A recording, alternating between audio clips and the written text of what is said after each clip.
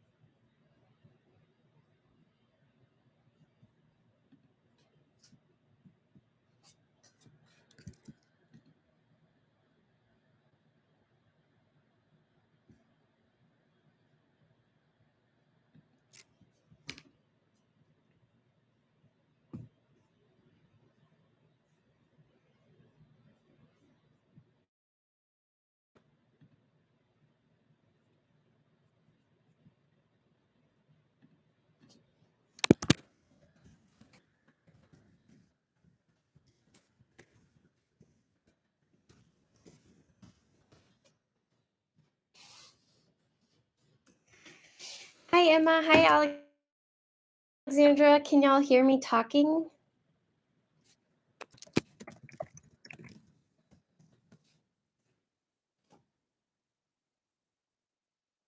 Yay, that's so exciting. Okay, well, I'm going to start actually with a question that somebody sent me via email.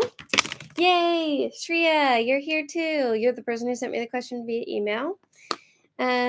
Hi, Will. Yay, this is so exciting. I've always wanted to try YouTube Live. Okay, so the first question, I'm going to go ahead and I'm going to use my modeling kit to show you. So the question was about if you have two different groups on a four-membered ring. I believe it was from the homework question 18. I had my homework pulled up, but when I was trying to get my thing to work, it didn't. So the molecule was drawn like this. It looks like a diamond shape, and it had one side going up CH3, I think, and a Cl coming down. And this was like supposed to be like coming towards you while this was in the plane of the page, and this was like theoretically going away from you. And it looks like, oh, this is a mirror image of what I have actually drawn here, isn't it? Wonder if I can flip that. Nope. Well, learning new things every day on this here stream. I wonder if I do this, if that will fix it. No, just makes it upside down. Okay, well, anyway, you can still see what I have drawn. It was like this, and I feel like it's kind of weird when it's drawn in that angle, but if you make the model of it, you can see you can cut right here down the middle, and if you cut down the middle here, these two are supposed to be the same, both hydrogens, but I was using a six-membered ring earlier. You can see that there is a mirror image plane of symmetry right through the middle because it cuts through the two different atoms. So if we're cutting through here, right here, lift this up a little. If we're cutting right through the middle here, this will reflect on either side. You can see that here reflecting on either side. And then down below, it also reflects on either side. So the plane of symmetry is actually cutting through this, we'll call this a CH3 group. It's cutting through here, so it's reflecting itself, and it's cutting through the Cl. So even though it's a cis-trans bond, you still have the plane of symmetry. And the same thing happens if you have a 1,4 substitution on a six-membered ring. Even though one's up and one's down, you can cut right through the middle there. So it's basically the same thing. I think it's just hard to see in the 4-membered ring drawn that way, but if you had it flat and a dash here, you'd be able to see. And there's another question on there that has the same type of ring, but like an earlier question on the chapter 5 homework, but that's where the plane of symmetry is for that one. I think that was question 18 on the homework from 5. If there are 2 atom attachments that are identical, not necessarily. So, right. So these are all good questions about this. So if the plane of symmetry cuts right through the middle here, if it's cutting through this atom, it's still reflecting. So if you can imagine chopping this in half, if I had like a big knife and I chopped it in half right through here, and then I held this up to a mirror where this was cut in half, the thing that would reflect would be the green atom and the blue atom, and then these two are the same. So the biggest thing is the plane of symmetry chopping the 2 in half. And you actually, it feels different, but you've already seen this before because you only need 2 things to be bonded to 2 different things, or 2 of the same groups to be bonded to a tetrahedral atom, right? Like this CH3 and this chlorine are different. So if we cut through the middle here in the same exact way, these hydrogens would reflect each other. I'm going to make it be a blank background. So you cut through this CH3 and this chlorine. And that's actually kind of the same thing you have going on here. It's just that you're cutting through the whole ring where you have the CH3 reflecting itself here and the chlorine reflecting itself there. Does that make sense to Shreya, Emma, and Alexandra? We're all the ones asking questions about this.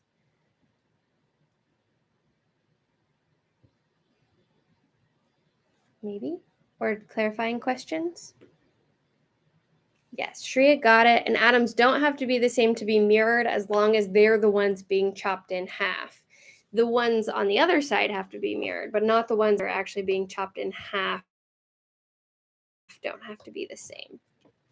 And for questions like that it's hard to see at first, I really recommend doing a modeling kit because that honestly just makes it so much easier. Yes, Jenna, if it's cis and trans, it can still be meso. But in this case, actually, it's not meso because there's no chiral centers, because the 2 things attached are exactly the same. So that's what kind of makes rings weird is you have this ring here. And I would say there's no chiral centers present here because this and this are both CH2. So that's the same. So then we go to the next point of difference. This and this are both CH2. So that's the same. And then we get here, and that's CH, that's CH for both of them. And then they start going around the other side of the ring before they get here, right? So it's kind of like that there's not 4 different things attached to this carbon. There's only 2 different substituents. There's a hydrogen here. And so I'm going to go, I made this a different color so I can kind of show you. If you went around the ring on this side, it would be CH2, CH2. Oh, I forgot to draw this one. And that's an H. CH2, CH2, CH, CH3, CH2, CH2. But if you go around it on the other side, it's the same thing. CH2, CH2, CH, CH3, CH2, CH2, and then we're back at the beginning. So actually in these 1,4 substituted, I don't think it's a chiral center even at all because it doesn't have 4 different things attached. But we did have a question, and this is actually another one that Shreya asked about. Sorry, I hope you don't mind me calling you out here, Shreya, but I just looked at your email that has this, that had this structure on it. It was in the chair formula. But these 2 are actually the same molecule, even though there's chiral center here.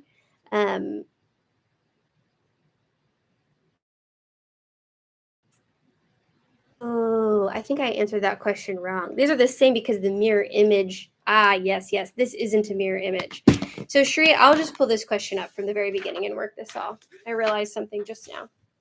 Okay, so the question had two 6-membered rings. Oh, I wish this wasn't the mirror image. I need to figure out how to change that. So it had two 6-membered rings. And one had, let me pull it up so I can make sure it's absolutely right. It's for 5 notes. Question 11, I believe. And I emailed back the wrong answer because I guess I was tired on Saturday morning. So it had 2 different forms of the same molecule is what it looked like.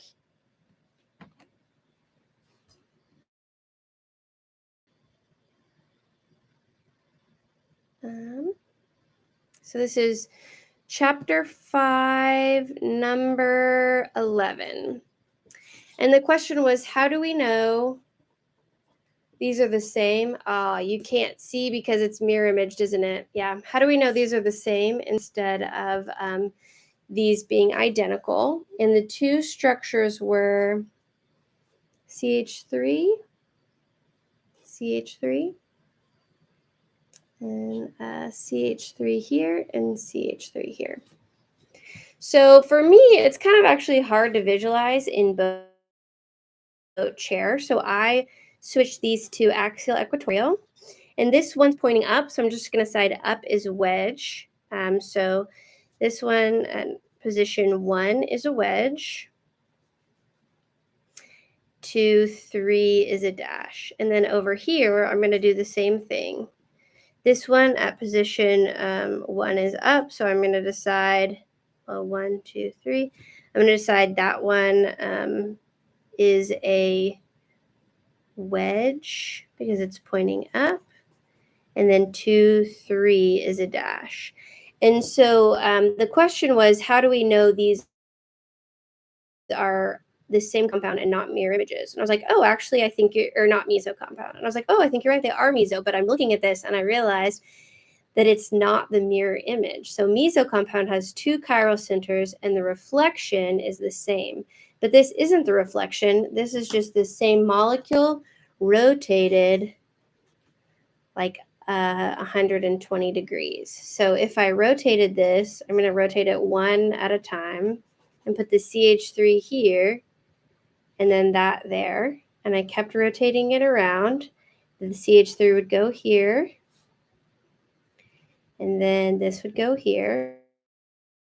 And so I'm not making the mirror image at all. I'm just slowly rotating this around. And now this is here. And this one's right there. So if you rotate it all the way around, this one and the one we started with, these 2 are exactly the same.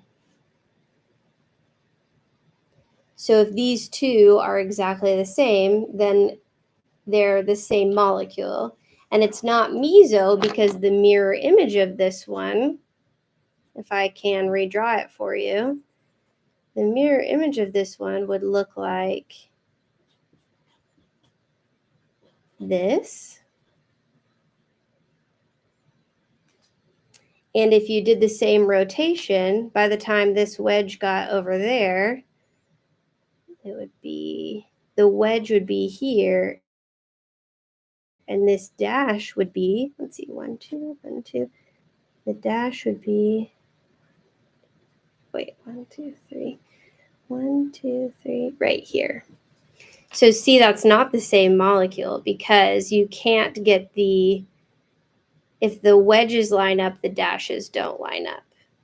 One dash is up here and one dash is down there. So that's why it's not meso. It's the same molecule because you rotate it to get the same thing. So I think I answered your email wrong, Shreya, but this is right. Okay, so Alexandra asks, meso compounds can also be mirror images of one another.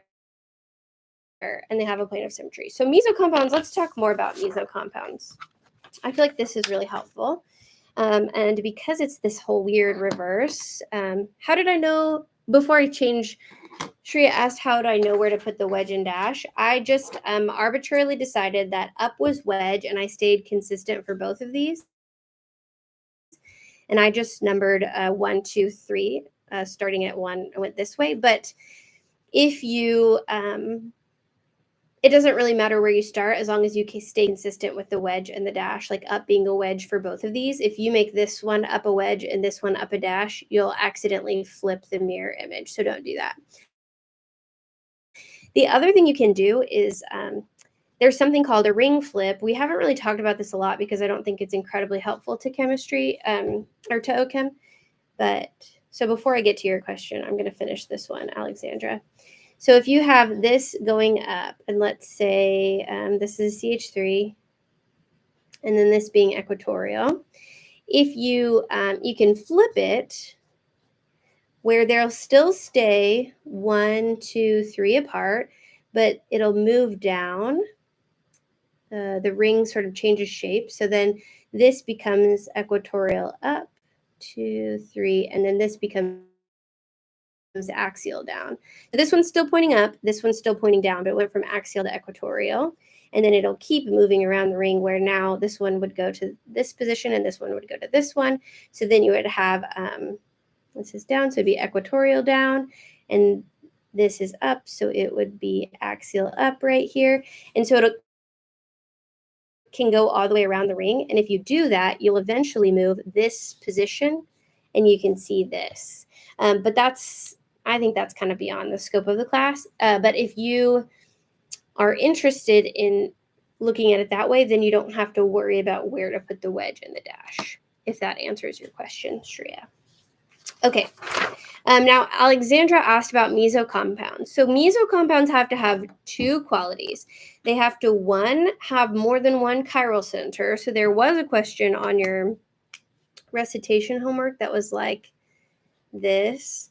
I don't remember exactly what the deal was, but you're going to have to see it backwards. They're both R, and there's only 1 chiral center. And both the students were like, wait, is this a meso compound? And I was like, are there 2 chiral centers? And they said no. And I said, okay, so can they be a meso compound? And they were like, oh, no. So if there's not a mirror image here, so they're just both R, and they only have 1 chiral center. So that doesn't work. What a meso compound has to have is 2 chiral centers, and the mirror image has to be the same. That's kind of what makes it different. So you have to make sure, and this was the mistake I made on that homework question, you have to make sure, 1, that it's the mirror image and not just a rotation of that exact same molecule. And 2, you have to make sure there's more than 1 chiral center. So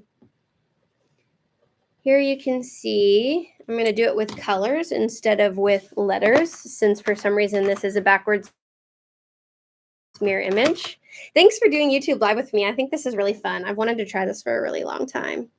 But I've always been like, I'm going to just try it, and then there'll just be a weird recording of me trying this online by myself. So this is more fun. Okay, so if you see this, we can take the mirror image here.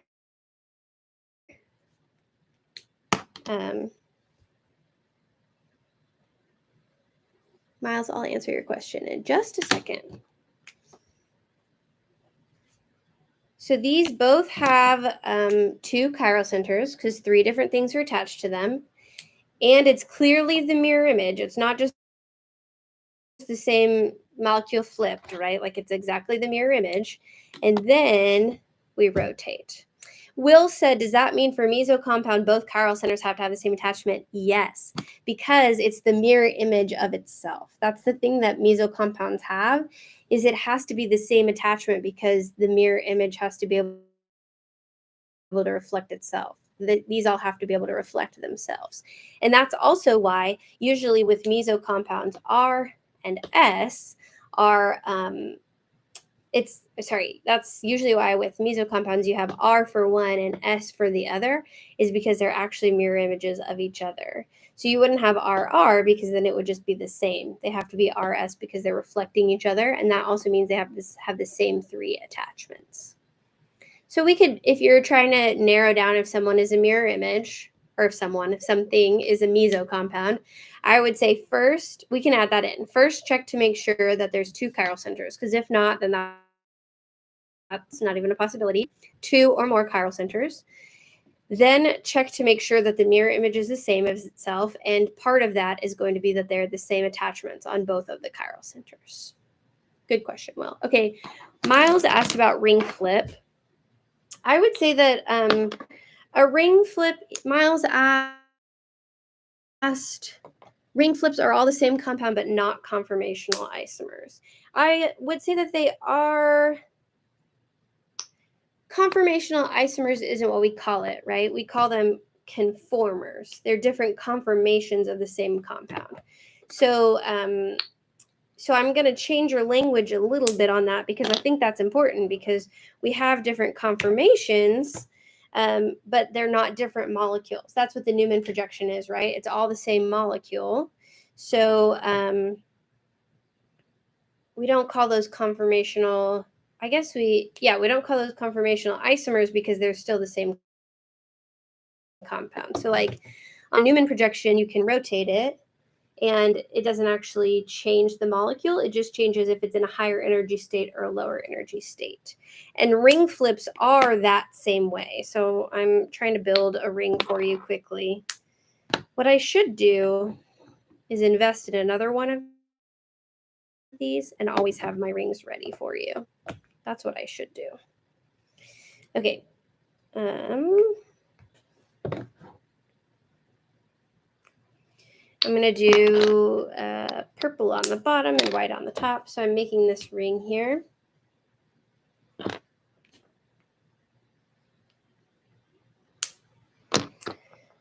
Okay, Emma asked, while I'm making this ring, I'm struggling identifying between diastereomers, enantiomers, meso, and identical. I understand the basics, so I'm assuming you understand the definitions, but it's hard to tell. I think practice problems, obviously, I mean, that's always my answer to everything is practice problems. But also, you have to find a system that works for you and consistently employ it. So I'll kind of show what my system is here in a minute, but I'm going to show you the ring flip situation now, and I'm going to label this. So let's pretend that's a labeled hydrogen. So it's a hydrogen that you can basically tell the difference between. And we'll do an axial 1, 2. Okay, so you can see now the way this is arranged, you have an axial and an equatorial. And if this undergoes a ring flip, I'm going to ring flip it here. We have 1, 2, 3 pointing up. Now the one pointing up is equatorial. It's still pointing up, and the one pointing down is axial. It's still pointing down, but instead of up axial, now this is up equatorial, and now this is down axial. And then if you go through another ring flip, 1, 2, 3. Now the one that's pointing up is axial again, and the other was equatorial. So the ring flip, I mean, I wouldn't worry too much about it because you'll never be tested on it, but it just shows you how it can rotate from that thing being, it can switch back and forth. And usually the way that the ring flip is drawn by organic chemists is actually with these molecules migrating around. So if you had this, you would have the one that's pointing up and then the one that's pointing down equatorial, and then when the ring flip happens, the one that's pointing up axial moves over here, if that makes sense. And then the one that's pointing down equatorial moves one over. So it's kind of like it, they migrate around the ring, but these are just two versions of the same molecule, because it doesn't matter where you put the up and down. And then it'll just kind of keep migrating around the ring like that, where this one goes axial up, and then this one moves over here to be equatorial down. So all these are the same molecule. They're just in different conformations, and it's just a different way to represent them, right? They're all the same. Like if you had this, on an exam and you put any of these, that would be appropriate. Now, if one of them is a big bulky group, I would want you to put the big bulky group, that's the one pointing down, equatorial. So only these two would be the right answer if I asked for the highest energy conformation. Does that answer your question, Miles? Okay, well, I'm waiting for that. Emma said, I'm struggling identifying between the diastereomers. Okay, so yeah, I kind of have a different system. Yeah, that makes sense. I'm assuming the answer choice of conformers or same compound would be acceptable then. Yes, 100%. And then Jenna, real quick, I'll answer your question. Do diastereomers have to have two chiral centers? Some of them do. If you had, let's go back to this one. The diastereomer of this, we would keep one the same and the other the opposite. And that would be a diastereomer with two chiral centers, right? If we swapped, let's swap these two out. But can anyone think of another diastereomer that doesn't have two chiral centers, or maybe any chiral centers at all?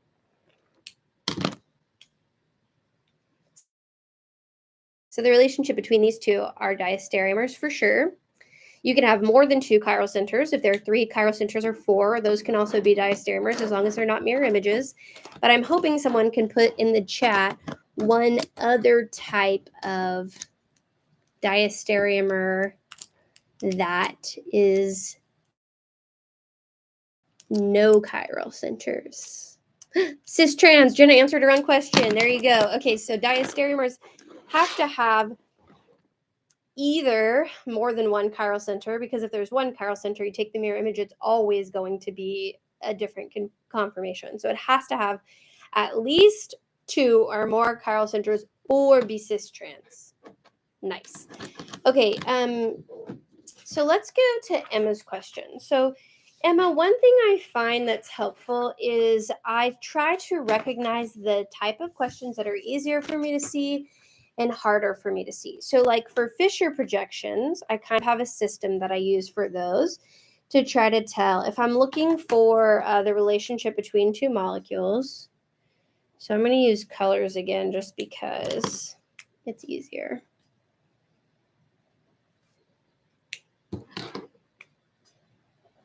Because of the mirror image situation. And then I don't know the relationship between these 2 molecules. I'm just like making this up as I go. And they'll have to have some kind of relationship. Oh, I'm going to make this be green and this one pink. And then I'll make this same one be pink here. Green. And yellow. Okay, so I see these 2. And whenever I have Fischer projections, for me, the easiest thing is to see if I can get the atoms to line up, like have 2 be exactly the same. So my system for Fischer projections is, okay, these purples are the same, these yellows are the same, these greens are the same, but this green, none of these on the bottom are lining up. So I'm going to try to make this green go to this position so I can kind of at least see if there's like a plane of symmetry or if they match in any way. So I'm actually going to rotate this green down to here, bring this yellow up, and bring this over. So we'll say the top stays the same. I did not rotate the top molecule. But the bottom, I moved the green down to here. I moved the pink over here. And I moved the yellow to the left. Okay, so when I do that, it is very easy for me to see that the pinks are on the same side here. We have a green and a yellow, and a yellow on the top and a green on the bottom. So I look at these and I'm like, oh, this is the same molecule. This is not a mirror image. I could pick this up and drop it directly on top. So it's the same molecule. It is not a meso compound, and the way I would know it's not a meso compound is because there's no plane of symmetry through the middle. So I'm assuming that, or I guess I'm not assuming, so I know that this is the same molecule. Now, if I were to assign priority, so we'll just say like yellow is 1, green is 2, pink is 3. You could also do that. So that's S. I know you're seeing the backwards of mine, but for the way I'm writing, that's S. So 1, 2, 3, that's S for both of these. And then on the bottom one, let's see, we said yellow is 1, green is 2, red is 3. So that's also S. So yellow is 1, green is 2, red is 3. So both of these are SS, so you know these are exactly the same. They're not mirror images, because if they were, it'd be SS and RR. So you can also do it that way. But so what you kind of have to do is tell for yourself what's easiest for me to visualize. So on Fischer projections, I usually rotate to try to get them to line up. And then if I'm not 100% sure if my answer is right or wrong, that's when I'll kind of I'll try to do the RS or SR configuration. So that's been the system I figured out that works well for me. But I feel like you kind of have to figure out what works well for you. Now, rings are really hard for me to visualize. So because rings are really hard for me to visualize, I typically will make the model before I can answer the question. So like if I were to go into an exam, if I were taking an exam for RNS configuration on Monday, I would actually go in with a ring or two already made so that I could literally visualize it. So that I think, I don't know if that's really helpful or not, but for me, it's like for each type of question that I'm seeing consistently. So there's like Fischer projection questions, there's ring questions, and then there's like the ones that are already in the like tetrahedral shape questions. I figure out what works for me on each one of those, and then I consistently do that same process every single time. So I don't know if that's helpful to you or not, but that's kind of how I approach that. Does that help? Let me know if you have any follow-up questions, Emma. Okay, Meha said, is there any way to tell if they are diastereomers or enantiomers based just upon their RNS configuration? Yes, definitely. So you're going to see the backwards of mine, but if it's R and S, that is always going to be an enantiomer if it has one stereocenter or one chiral center. If it has two, if it's RR and SS, those are mirror images. If it's one's the same and one's different, so the mirror image of this would be RR, but if we have one R and one S, these are diastereomers, while these are enantiomers. And then same thing, the mirror image of this, if all of the things that are attached are not the same, if you had like different attachments, these would also be enantiomers because the R is reflected into the S and the S is reflected into the R. And then the relationship between this one and either one of these is diastereomers. And then this one and either one of these is diastereomers. So that's kind of how I tell. If it's a full reflection, like if both of them are the opposite or if one or the other is the opposite, then if both of them are the opposite, like this, it's enantiomers. Either RR to SS or RS to SR, that's enantiomers. If only one changes, that's when you get into diastereomers. So RR to SR or RS, that's a diastereomer because one is reflected and the other one is the same. So for an enantiomer, it has to be the whole thing reflected, right? So that's kind of how I think of it. I hope that answers your question. But if it's only one chiral center, if it's R and S, then of course that's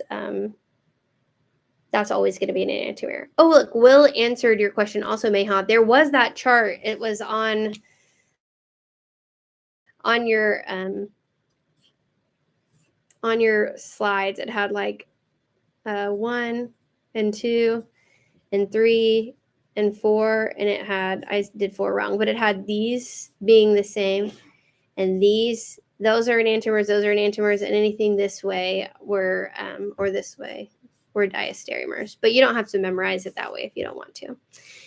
Okay, and then Jenna said, isn't SR or NRS meso? That's only if all three things are attached that are the same. So let's draw that. That's a good question, Jenna. I really like that.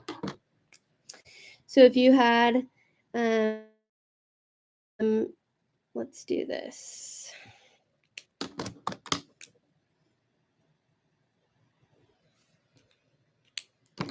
if you have these two, the mirror image is clearly present through the middle of these. So these are reflecting each other, right? But if I swapped out one, so we'll do everything else the same. Let's make these both purple, these both pink. Thank goodness for these. My husband had these markers. If I didn't have these, it would have sucked. If I change one to be yellow instead of green, there's not a reflection.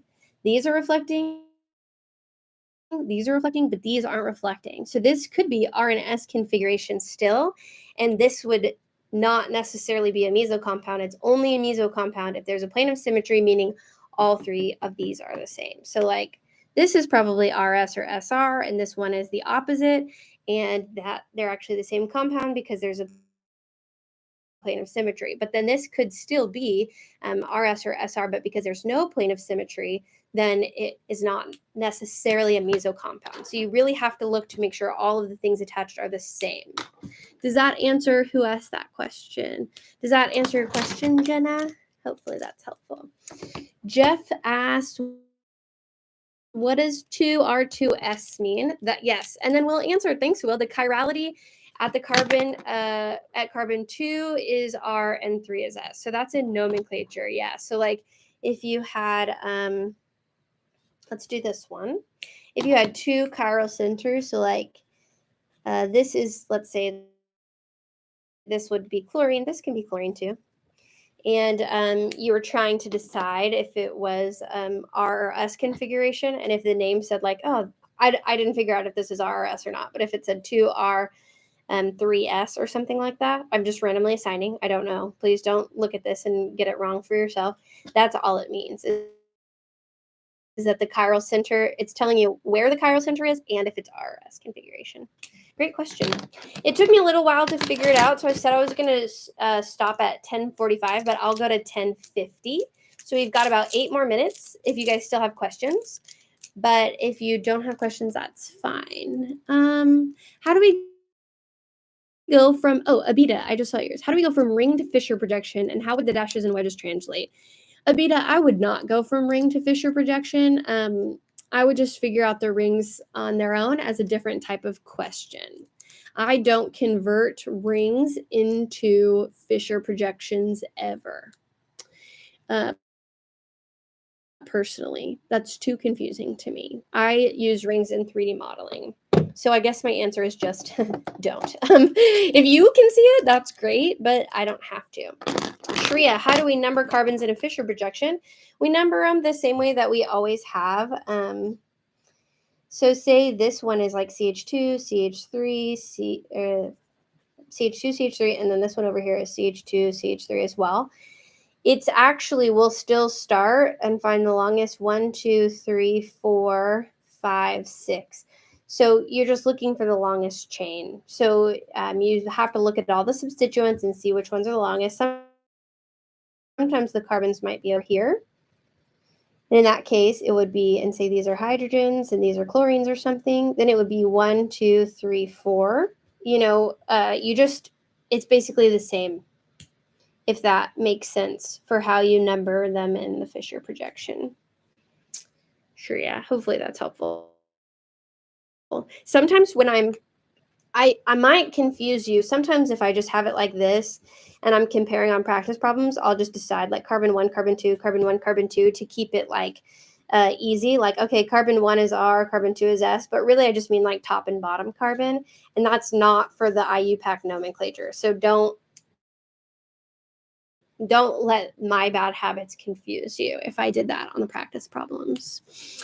Okay, Meha said, for activity 4 on the recitation, it gives you the Newman compound and asks for bond line.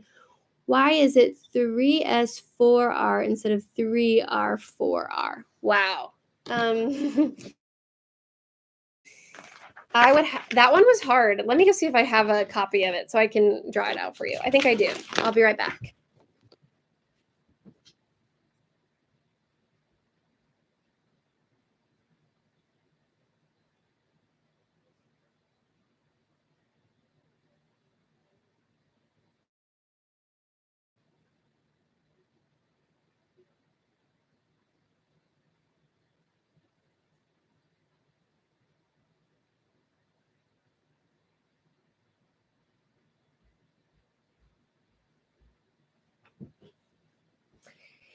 Okay, well, I'm the worst, and for that activity, I after I made my videos, I recycled it. So let me go find it on my desktop, and then I'll just have to recreate it for you. Where is it on my desktop? OChem Summer 2022. Recitation, chapter 5. Okay. That one was a hard one. I'll be honest. I felt kind of mean once I saw it. I was like, wow, why did I do that to them? But I think it's helpful because it really, if you can do it, it shows that you have a strong mastery of Newman projections and RNS configuration. So I'm going to redraw this here. Oh, it's going to all be backwards on here. Okay, well, I'm sorry that it's mirror image. I'm going to try to get a new webcam soon. Actually, what I think I'm going to do is get an iPhone soon, and I'll try to figure out how to not make it mirror image, but I'm just going to work it out right here in front of you and see what I can do. Oh, my husband's here. I don't know why. Hi, do you need something? No, I was just watching. Oh, okay. I don't know how to make it. It's not backwards for y'all? Because when I draw CH3, for me, it looks like this C is like reversed. I'm getting the mirror image. But does that carbon look like it's written out right for y'all? Maybe it's just what it shows me is different than what it shows y'all. Because that would be great. Okay, looks fine. Amazing. Yeah, for me, yeah, like everything is reversed. Like my carbons, I draw them this way, but they show up on the screen like this. Amazing. I'm so glad to hear that it looks normal for y'all. Okay, that's great because I was like, this is going to be a waste of time otherwise. Okay, so if I don't know what I found the first time. I'm going to go ahead and just like redraw this out. When I do practice problems like this, I imagine that I'm looking at the Newman projection we're going from this way. So the molecule's like this. So if something's on the left, so that CH3, if I turn it this way, is going into the page. Boop, going into the page. So if it's going into the page, I'm going to make that CH3 a wedge. And then this CH2OH, I'm going to make a dash, and then the hydrogen goes straight up.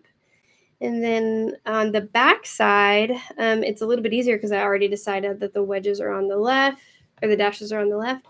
And this wedge is coming straight out. CH2, CH3. And then this down CH2, CH2OH. Okay, so this one I think we all agree is R. I would say this one's the highest priority. Oh, I didn't write the H here.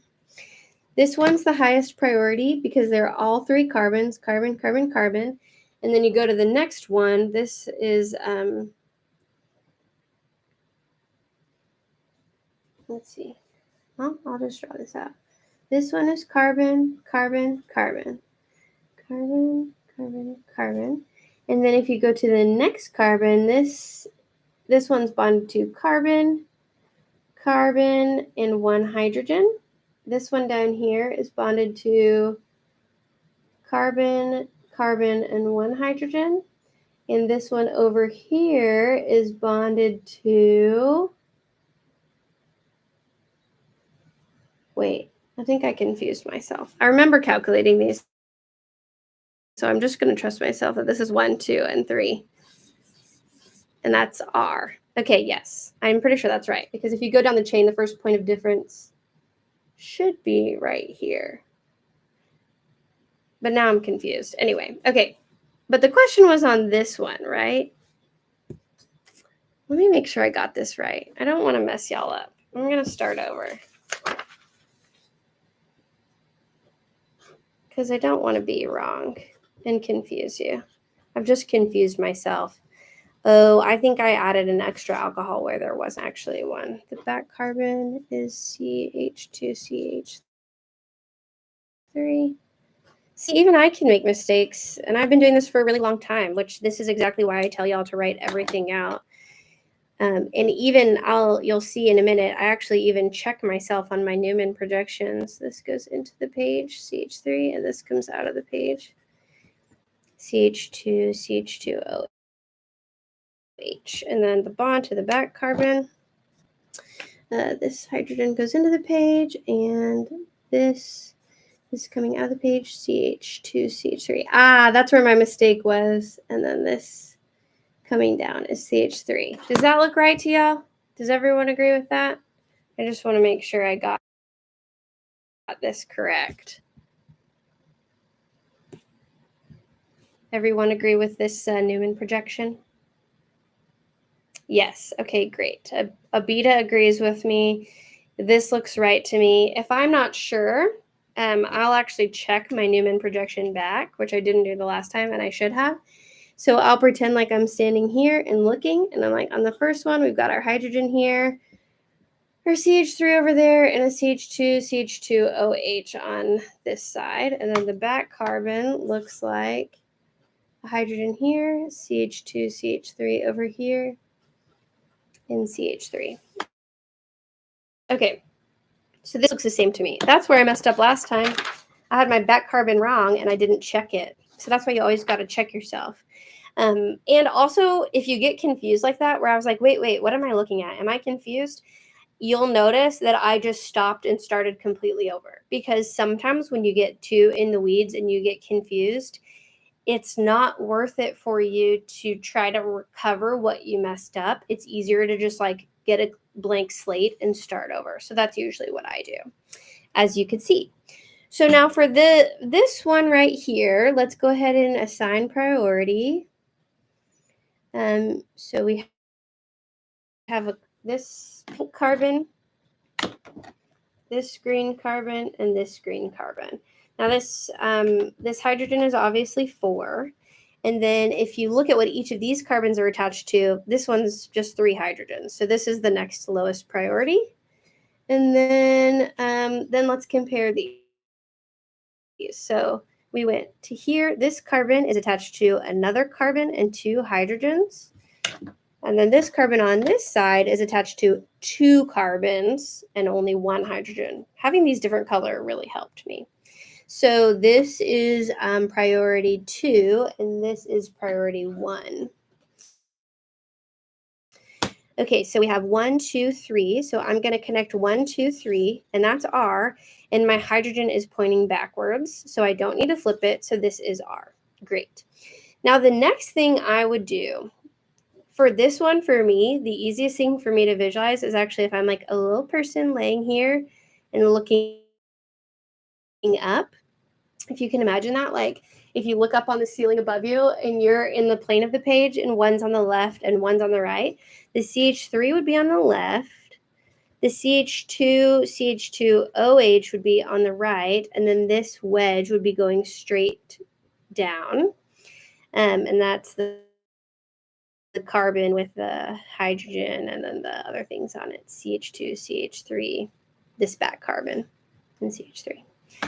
So then I would find my priorities, and my hydrogen is, if you're laying on the ground, the hydrogen is pointed directly back from you. So I'd find my priorities that way. This is probably going to be the lowest priority because it's CH3, so it's only bonded to 3 hydrogens. Between these two, this one is CH2, and this one, so this carbon is bonded to 1 carbon and 2 hydrogens. This carbon is bonded to 2 carbons and 1 hydrogen. So this is priority 1 and this is 2. So if I connect those, it's S, and the hydrogen is pointing away from me the way I found it. So I'm just going to leave it like that. So that's why this one would be S and this one would be R. Now, there's another way you can do it. I'm going to draw this, just this side over for you again.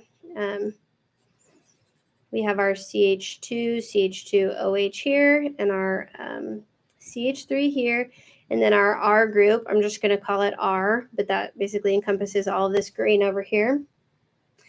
If we want to swap these two out, you can have CH3 up, and your hydrogen pointing away, your CH2, CH2OH here, and your R group over here. But I want you to remember that now we're through the looking glass, as Sheila said. Through the looking glass. So just to make sure I'm not crazy, all of this, you can read all this writing. It's not mirror imaged for y'all. Because that looks mirror image to me. But I'm glad you can read it all because that makes it a lot easier. So we're through the looking glass here. So we found out that, wow, I'm so glad. Okay, we found out that this is 1, and then CH2, CH2, OH was 2, and this was 3.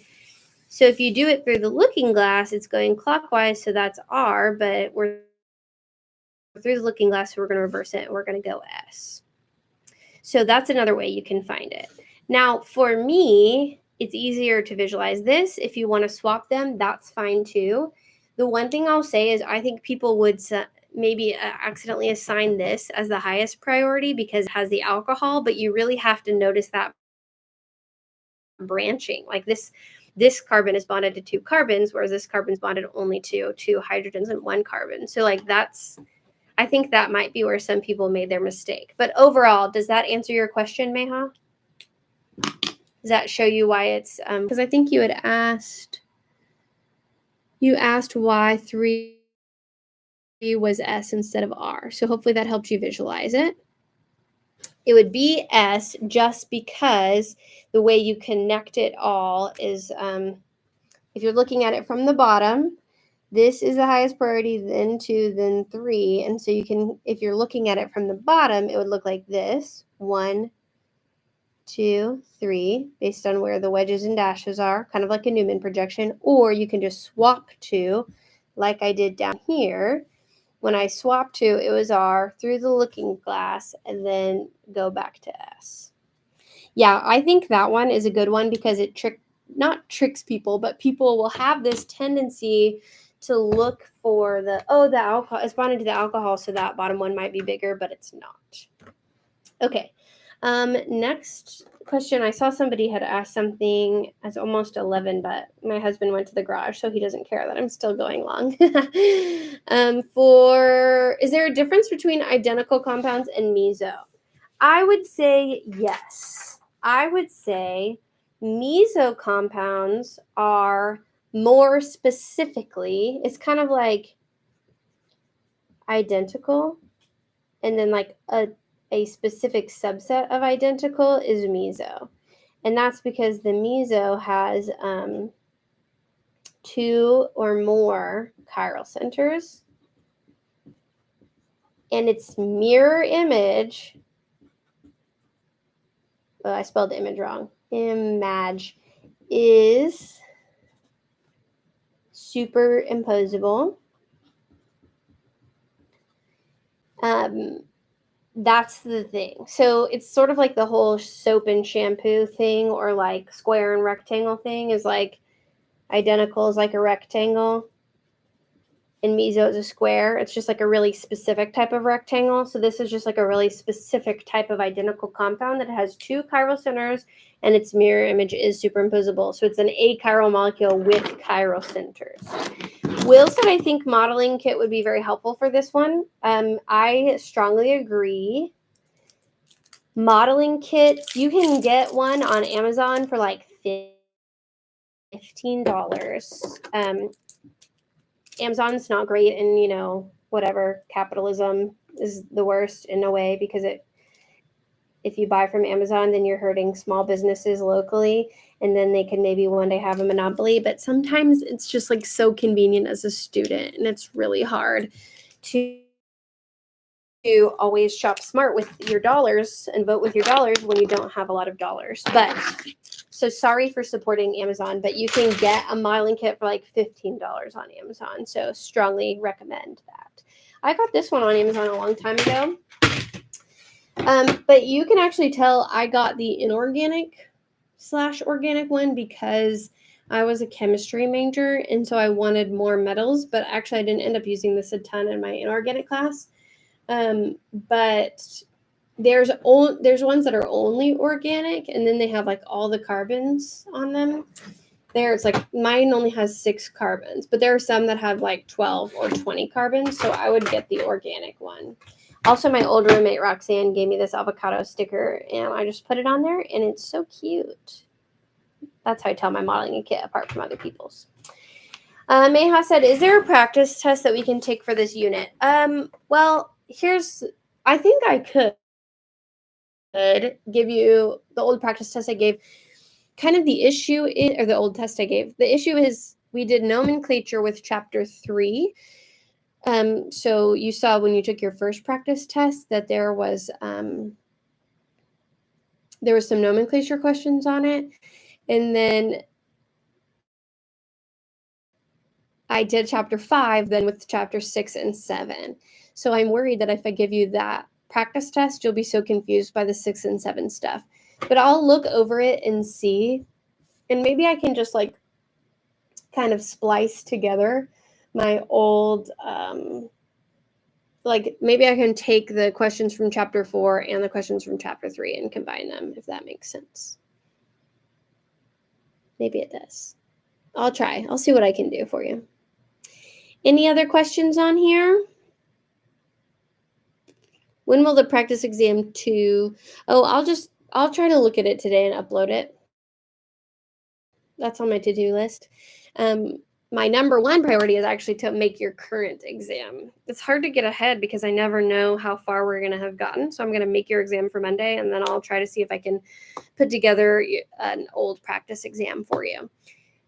My little nephew is coming over to go swimming, and I bought him this little turtle floaty thing that goes around his stomach, and it's so cute. So I am doing that probably around noon. So if it doesn't come up in the morning, I'll do it in the evening so that you're ready for you have at least a day to study it. Yeah, Abita, it's really cute. Hang on, don't go anywhere. I'll see if I can find a picture of it.